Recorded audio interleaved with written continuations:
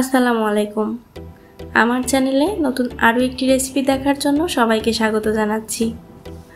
আজকে তৈরি করে দেখাচ্ছি এই গরমে কলিজা ঠান্ডা করা একটি ডেজার্টের রেসিপি।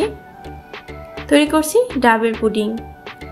এটি বিদেশি খাবার হলেও আমাদের দেশে বর্তমানে এটি বেশ জনপ্রিয়। ডাবের পুডিং বানানো যেমন সহজ, খেতেও তেমন অনেক মজার। আশা করছি আমার আজকের এই রেসিপিটি সবার কাছে ভালো লাগবে। ডাবের পুডিং বানানোর জন্য আমি এখানে 4 কাপ ফ্রেশ ডাবের পানি নিয়েছি।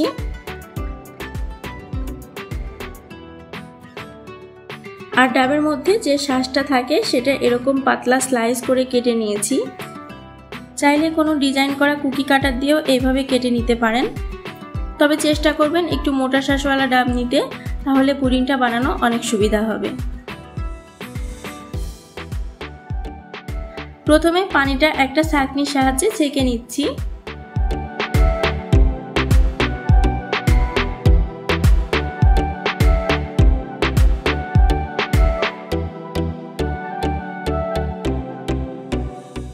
পানিটা ছেঁকে নেওয়া হয়ে গেলে এতে দিয়ে দিচ্ছি 3 চা চামচ আগার আগার পাউডার। চাইলে চায়না গ্রাস অথবা হালাল জেলাটিন পাউডার দিয়েও এই পুডিংটা তৈরি করে নিতে পারেন।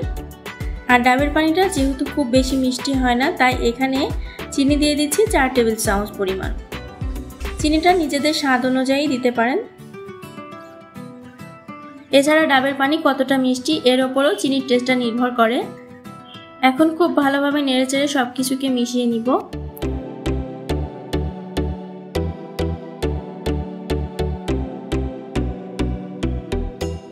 সবকিছুকে মিশিয়ে নেওয়া হয়ে গেলে জাল করব একটা বলক আসা পর্যন্ত। পানিতে একটা বলক চলে এসেছে, এখন আমি নামিয়ে নিচ্ছি।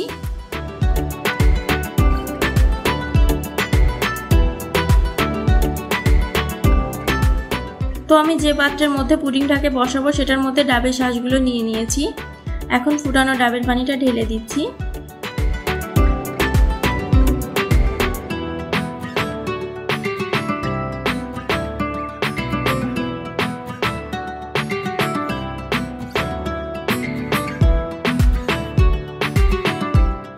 দশ মিনিটের মতো নর্মাল তাপমাত্রায় রেখে কিছুটা ঠান্ডা করে নিব। এরপর 1.5 ঘন্টার জন্য ফ্রিজের নর্মাল তাপমাত্রায় রাখলে পুডিংটা জমে যাবে। তো ফিরে আসছি 1.5 ঘন্টা পরে। এরই মাঝে পুডিংটা একদম সেট হয়ে গিয়েছে। এখন ছুরি দিয়ে 4-5টা ছাড়িয়ে এটাকে বের করে নিব।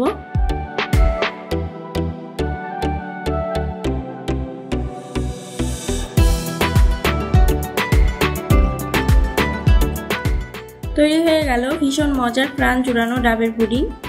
গরমের সন্ধ্যায় অথবা ইফতারে এটা রাখতে পারেন। আশা করি সবার ভালো লাগবে।